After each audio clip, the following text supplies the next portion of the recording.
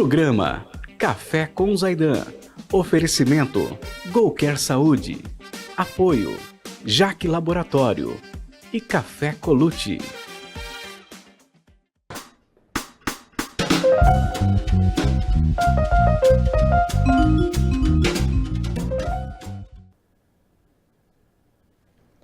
Bom dia para vocês aí, o Café com Zaidan, programa que está no ar há 29 anos, ininterrupto.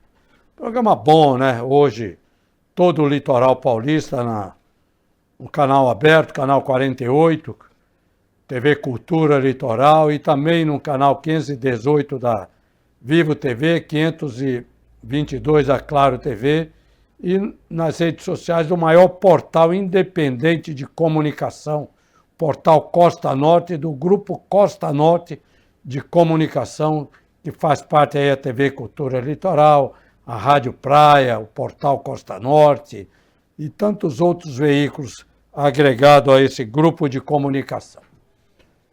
Hoje nós vamos falar com o Dr. Camilo de Souza Campos. Ele é médico formado pela Universidade Federal do Rio de Janeiro em 2007, com residência médica em clínica médica e oncologia, também feito pela Universidade Federal do Rio de Janeiro. Gestão em saúde pública pela Fundação Getúlio Vargas. E há 15 anos o doutor Camilo vem se dedicando à oncologia e à gestão na área oncológica. Hoje atendendo e coordenando diversos serviços de oncologia no Rio de Janeiro, entre eles o serviço da rede Casa, Rap Vida, Notre Dame, AMEP, Oplan e Global Saúde. Uma extensa área aí de atendimento da saúde. Bom dia, doutor Camilo. Bom dia, Zaidan. Tudo bom com você, meu amigo? Faltou alguma coisa aqui ou falei tudo? Completíssimo. Irretocável. Legal falar com você, viu? E nesse mês, que é o mês do Julho Verde, né? Exatamente. Esse mês é o mês do Julho Verde, é o mês de conscientização, né, dos tumores de cabeça e pescoço.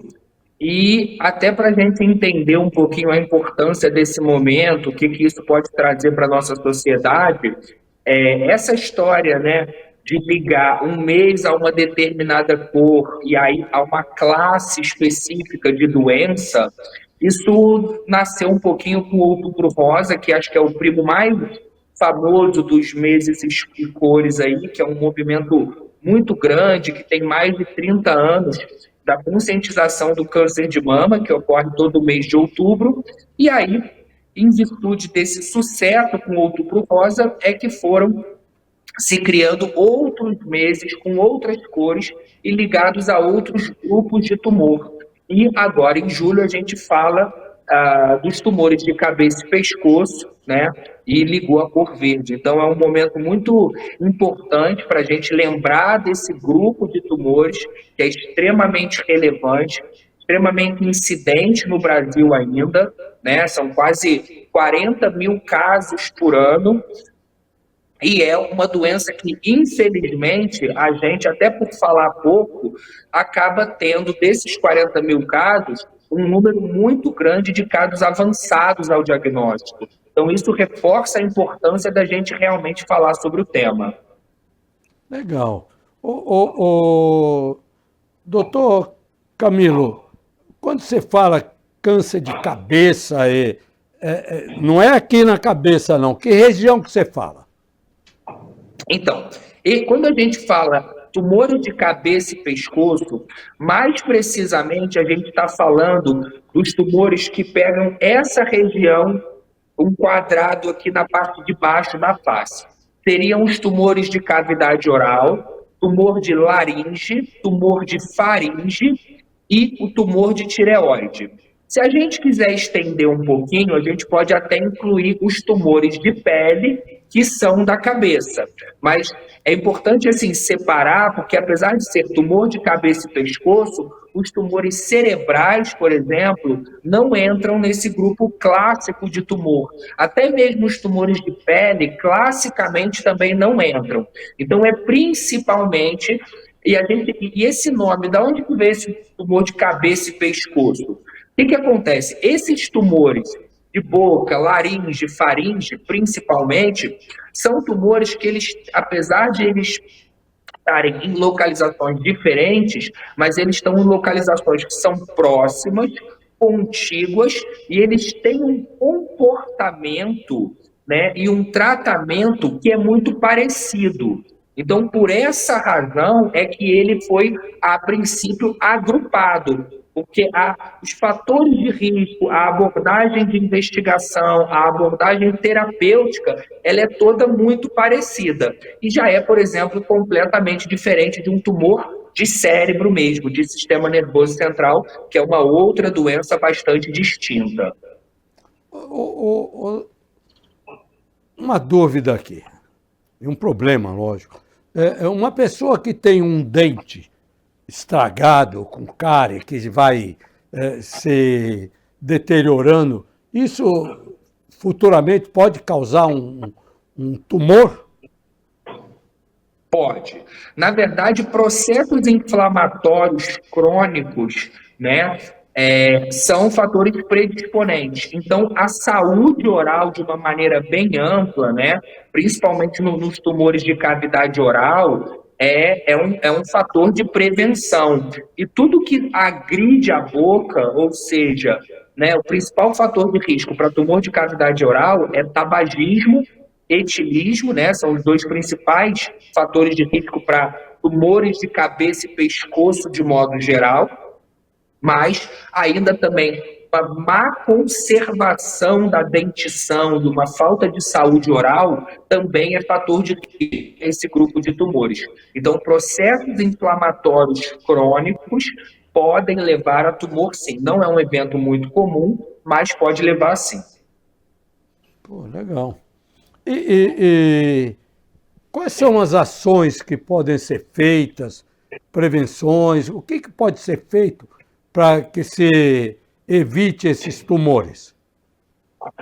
Então, quando a gente fala de prevenção em termos de tumor de cabeça e pescoço, a gente principalmente deve lembrar do que são os fatores de risco, né? Então, como eu falei anteriormente, os principais fatores de risco para tumor de cabeça e pescoço de modo geral é o tabagismo e o etilismo.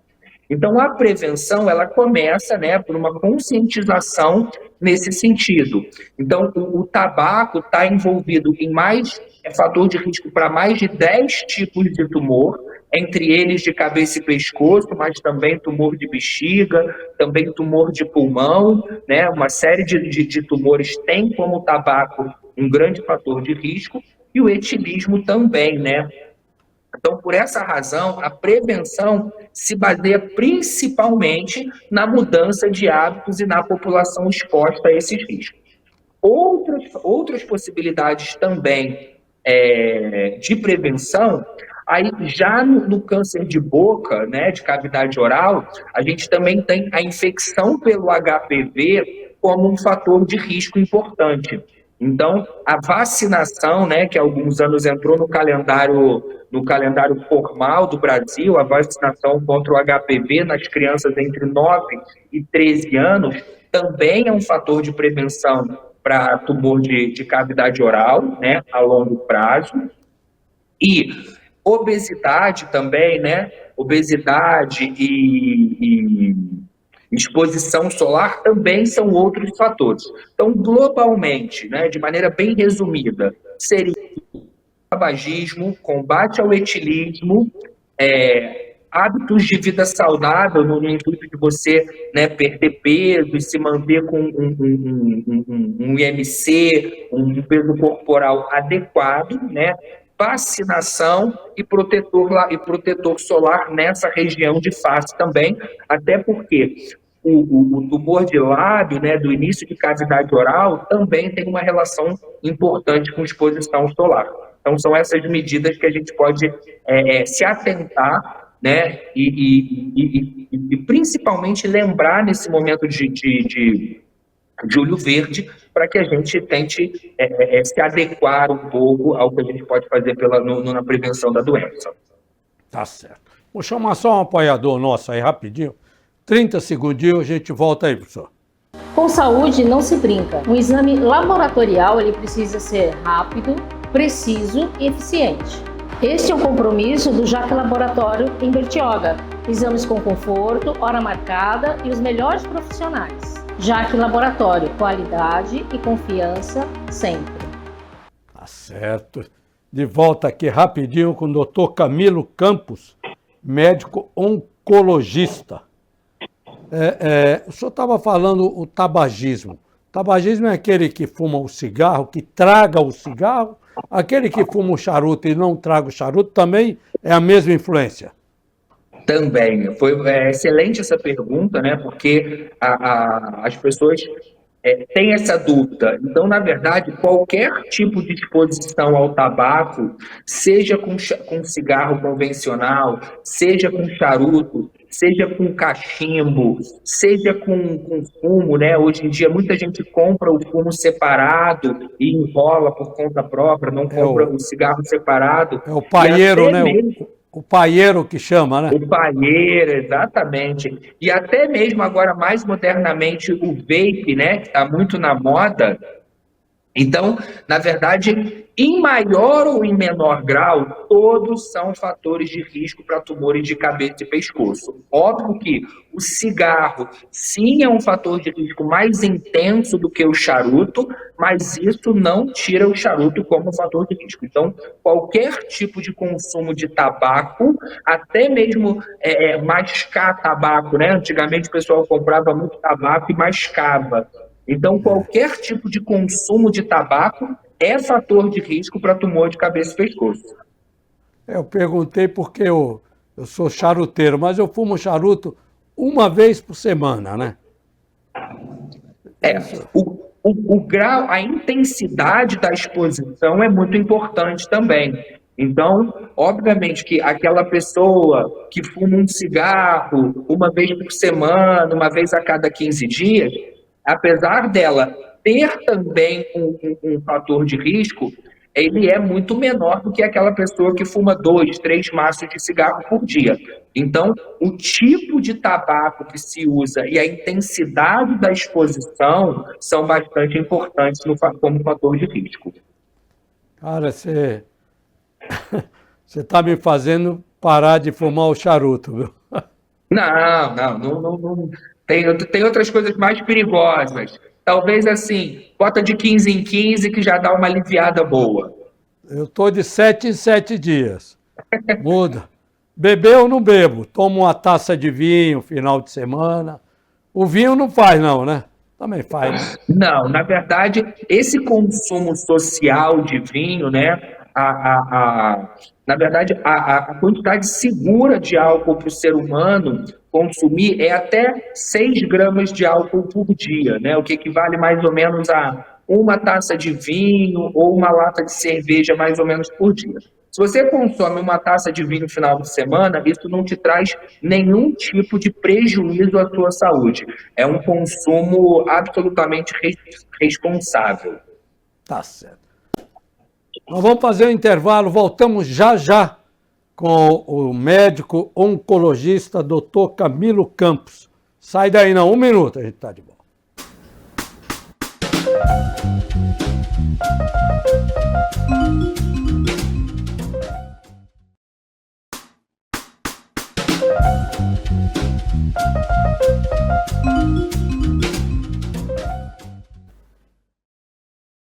De volta aqui o Café com Zaidan, 29 anos no ar esse programa, e hoje com uma pessoa interessantíssima, viu? Nós estamos aqui no Julho Verde, né? Julho Verde, Outubro Rosa, Novembro Amarelo, que mais? Maio Azul, tantas cores, é o arco-íris inteiro, né, doutor? Exatamente. E essa cor, normalmente, ela vem sempre acompanhada do laço, né? Porque o Outubro Rosa, que foi o primeiro movimento, ele ganhou esse nome simplesmente por conta de um laço rosa que foi usado nas primeiras campanhas. Por isso que acabou virando Outubro Rosa. Então, essa associação está sempre muito ligada ao laço, à decoração que se faz naquele mês ali para conscientização. É uma coisa bem legal, é uma iniciativa muito produtiva, muito abraçada pelas sociedades, né, de cada especialidade, como, por exemplo, a Sociedade Brasileira de Cabeça e Pescoço, que abraça o Julho Verde e promove uma série de campanhas importantes aí de conscientização ao longo do mês.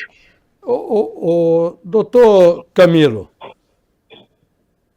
como é que as pessoas têm que fazer para fazer uma prevenção? Quais são as atitudes, as ações que têm que ser feitas? Tá. Então, essa pergunta ela é importante também pelo seguinte. Primeiro, que tumor de cabeça e pescoço é uma doença, como eu falei, a gente tem uma expectativa no Brasil de aproximadamente 40 mil casos por ano, né? Sendo as regiões mais impactadas a região Sudeste e Nordeste, são os dois lugares de maior incidência dessas doenças. E a gente tem duas coisas. Primeiro, a prevenção, que a gente já falou, e dois, a gente ter um diagnóstico precoce. Diagnóstico precoce, basicamente, quando a gente tiver algum tipo de sintoma, quais seriam os sintomas mais prevalentes, né? O que acontece com alguém que está iniciando um tumor de cabeça e pescoço? Então, se, por exemplo, for uma lesão na boca, normalmente vai ser uma feridinha na boca, um incômodo, um machucadinho que não cicatriza de jeito nenhum, né? Às vezes é alguma coisa lá na laringe ou na faringe, pode dar alguma alteração de voz, pode dar alguma alteração na deglutição. Se for mais nessa região superior aqui de rinofaringe ou seios nasais, pode dar uma sensação de congestão nasal. Então, mas é diferente. Eu vou dar por exemplo, você fica resfriado. Você fica com gesto e daqui a pouco melhora. Beleza, tá tudo bem, era um resfriado. Mas você ficar com gesto e essa congestão não melhorar, uma sensação de preenchimento aqui na face, você deve procurar um otorrino.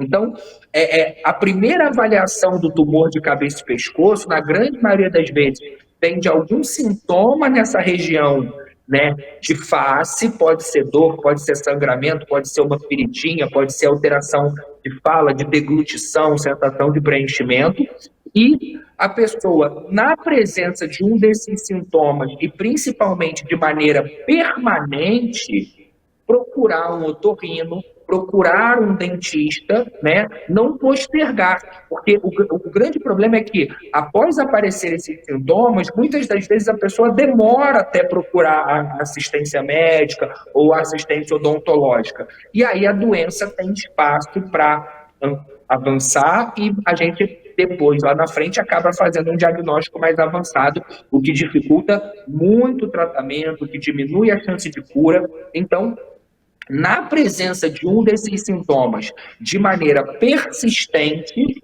né, ou seja, passou de 1 semana, 2 semanas ali com aquele sintoma que não melhora, procura uma assistência médica, que normalmente, como eu falei, começa pela otorrino, né, é a porta de entrada dos tumores de cabeça e pescoço, para fazer uma avaliação. Com essa forma, a gente vai descobrir doenças mais iniciais, né, passíveis de se alcançar uma taxa maior de cura. A cura, ela se dá em quanto tempo da identificação do tumor? Então, na verdade, funciona da seguinte forma, né? Toda vez que, como eu falei, a jornada do paciente começa com: você tem um determinado sintoma, você normalmente vai num otorrino, vai num dentista, que suspeita do diagnóstico, e aí faz uma biópsia e faz o diagnóstico. Ou seja, o diagnóstico é confirmado através de uma biópsia de uma lesão suspeita em alguma dessas regiões. Dentro da boca, na faringe, na laringe, na cavidade nasal. Então, é feita uma biópsia, uma confirmação. A partir daí, a gente vai pensar em como que a gente vai tratar aquele paciente. Então, tumores de cabeça e pescoço, eles têm como base de tratamento o tratamento cirúrgico, ou seja, são doenças que, quando é passível de se operar, devem ser operadas, tá? Mas, infelizmente, também é um grupo de doenças que, às vezes, não é possível operar, né? Aqui na região da face, a gente tem muitas estruturas nobres e que, às vezes, você não tem como tirar o tumor todo. E aí, por essa razão, a gente faz um outro tipo de tratamento, que é o tratamento de radioterapia, né, associado à quimioterapia, que também é um tratamento que pode levar os pacientes à cura, tá? Então, basicamente, são essas as duas principais modalidades de tratamento em tumores de cabeça. Ou cirurgia, ou radioterapia com quimioterapia associada. Então, a grande maioria dos pacientes começa com sintoma, do sintoma ele vai para a segunda etapa, que é a etapa de investigação, que normalmente termina com uma biópsia, onde se confirma um diagnóstico, e aí depois de uma avaliação no oncologista, no radioterapeuta, uma avaliação com todas essas especialidades, o paciente acaba se enviesando para um desses tratamentos que são os mais comuns. Tá certo. Vou chamar um apoiador nosso aqui, doutor. Um minuto só. Chama a Golquer aí para mim. Eu sou de Santos e santista de verdade tem orgulho em dizer que é daqui. Eu sou de Santos e é claro que eu cuido da minha saúde. Por isso, meu plano de saúde é Golcare. Eu posso ser atendida nos melhores hospitais. Gostou da novidade? Vem ser Golcare. Aê, Golquer, grande plano de saúde aí, invadindo o litoral paulista aí. Doutor Camilo Campos, ele é especialista, é médico oncologista, especialista em tumores da face e cabeça, né? Como ele fala. Doutor, a intervenção cirúrgica, no caso de identificação, aí já requer uma intervenção cirúrgica, ela é muito incisiva, doutor? Na verdade, o termo, né? O termo seria agressivo. Então, assim, tumores de cabeça e pescoço, quando descobertos na sua fase localizada, o que eu quero dizer? O tumor só está nessa região da cabeça e do pescoço, ele não se espalhou ainda.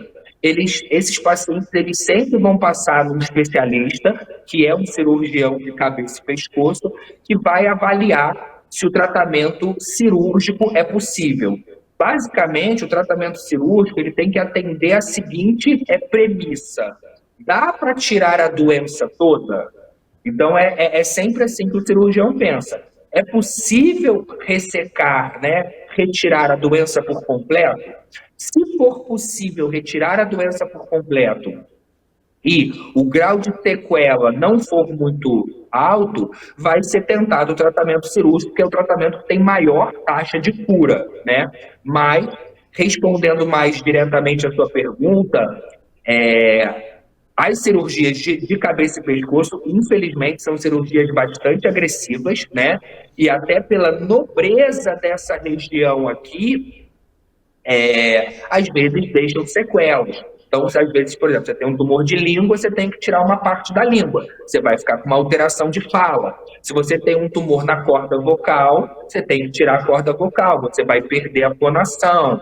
E por aí vai. Então, assim, quando você, no ato cirúrgico, é obrigado a ressecar, né? Ressecar é um termo de tirar uma estrutura nobre e que tem uma função, essa função, às vezes, ela pode ser comprometida em maior ou menor grau. Por isso, sim, são doenças que têm um grau de sequela na cirurgia, sim.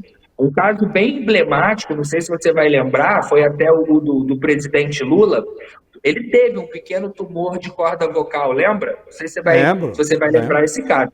E aí, na época, ele acabou optando por um tratamento que a gente chama de um tratamento conservador, né? Um tratamento onde ele fez uma pequena ressecção endoscópica por uma videolaringoscopia e depois complementou com algumas sessões de radioterapia. E até, né, pelo tempo que a gente tem disso, isso deve ter 4, 5, 6 anos, não lembro exatamente, mas quer dizer, ele está aí trabalhando, vivendo, conseguiu preservar todas as suas funções, né? Então, quando descoberto inicial, e o caso dele era um caso inicial, é possível sim pensar em bons tratamentos, às vezes numa combinação de tratamentos que consigam levar o paciente à cura e sem grandes danos, né, nas funções das estruturas da cabeça e do pescoço. Até se falava que o Lula não ia voltar mais a falar, mas como você falou, o tumor não estava numa fase avançada, né? Estava numa fase inicial. Exatamente. Doutor, ao longo desses 15 anos que o senhor se especializou, fez residência, tudo, teve algum caso muito emblemático que o senhor passou pelas suas mãos? Tumor de cabeça e pescoço é uma área das que realmente mais marcam a gente, principalmente por conta das cirurgias, né?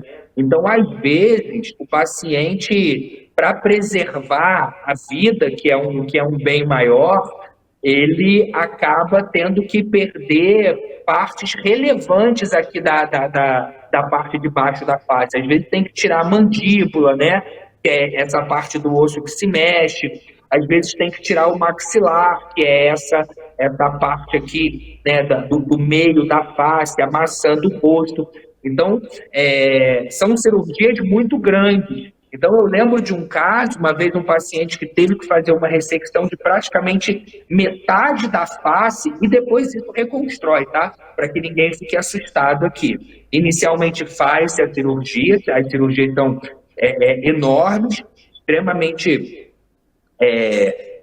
uma sequela muito grande, mas depois existe uma cirurgia reparadora, né? A cirurgia plástica reparadora, que consegue reconstruir. Hoje em dia, com impressora 3D, você manda fazer as partes do paciente quase igual a que ele tinha, depois preenche com império. Então, a cirurgia reconstrutora também ajuda muito para que no futuro o paciente volte a ter uma aparência preservada. Mas eu lembro exatamente, um paciente relativamente jovem, de 47, 48 anos, que teve que praticamente tirar metade da face. Nossa. E eu vi num pós-operatório imediato, quer dizer, logo depois de operar, onde ele ainda não tinha feito a reconstrução, e ele andava até com um lenço, né? Andava com um lençozinho aqui por cima do rosto, para justamente tapar, porque quando tirava o lenço, praticamente não tinha metade do rosto, tinha sido retirado tudo. A metade da mandíbula, metade da maxila, que é essa parte aqui de cima, e a gente via toda a parte de dentro aqui do rosto do paciente. Então, existem casos assim, bem agressivos, onde é necessário esse grau de agressividade para preservar. Esse paciente, depois eu até acompanhei, fez a reconstrução, fez o acompanhamento oncológico, ficou curado. Então, quer dizer, aquele grau de intervenção que ele sofreu, que foi necessário, né, no tratamento dele, teve um porquê, teve um desfecho positivo, mas é um caso que me marcou muito. Tá certo. Doutor Camilo Campos, muito obrigado pela sua entrevista, muito sucesso aí na sua caminhada como um grande profissional médico que o senhor é na área de oncologia aí de pescoço e cabeça, né, que você faz, e a gente aguarda uma visita sua aqui, pessoal. Que isso, eu que agradeço, Zaidan. Obrigado pela oportunidade, obrigado por dar atenção a esse tema tão relevante, tão importante, né, ao longo do mês de julho. Um grande abraço para você e espero, sim, em breve fazer uma visita aí pelo litoral paulista. Com certeza, será bem-vindo, meu convidado.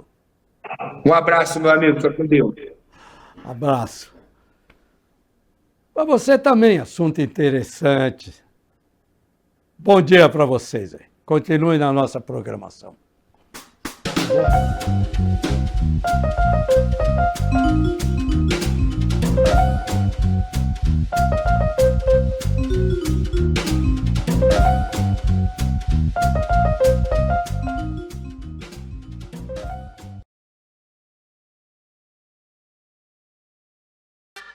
Programa Café com Zaidan.